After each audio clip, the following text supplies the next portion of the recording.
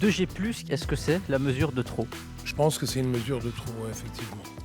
Parce qu'on se retrouve confronté à quelque chose où, déjà, on ne l'a jamais vécu, mais en plus, devoir demander à des vaccinés de venir se faire tester, en plus, je trouve que c'est beaucoup trop. Aujourd'hui, dans les discothèques, on prend les numéros de téléphone, on fait en sorte de trouver des bonnes solutions. Et chaque fois qu'on apporte une solution, on nous rattache un pied pour nous dire « Ah, vous arrivez quand même à vous lever, bah tenez, on vous attache le deuxième pied ». Maintenant, je pense qu'ils ont réfléchi mûrement plutôt que de nous fermer.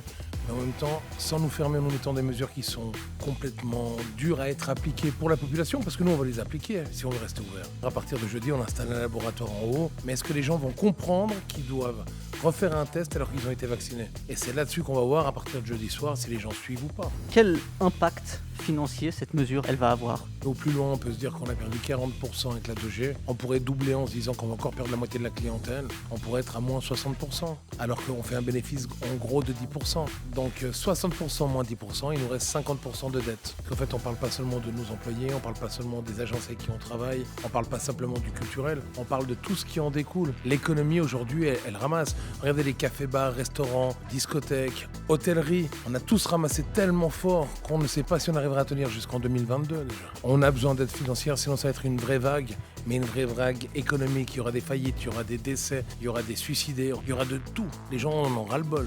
Est-ce qu'au final, il aurait mieux pas valu que le Conseil fédéral il vous ferme?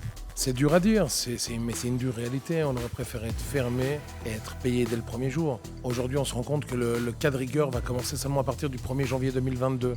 On espère simplement que nos conseillers d'État, Madame Fischer, entendent notre appel au secours. Après, les solutions, il faut les prendre à plusieurs. On a beaucoup de risques de fermeture dans la profession. Café, bar, restaurant, il y en a beaucoup qui tirent déjà la langue. Ça fait un moment que c'est plus rentable. Ça fait un moment qu'on jongle. Moi, je ne sais pas, quand vous touchez 10 000 francs pour 6 mois de fermeture, est-ce que vous trouvez que c'est normal?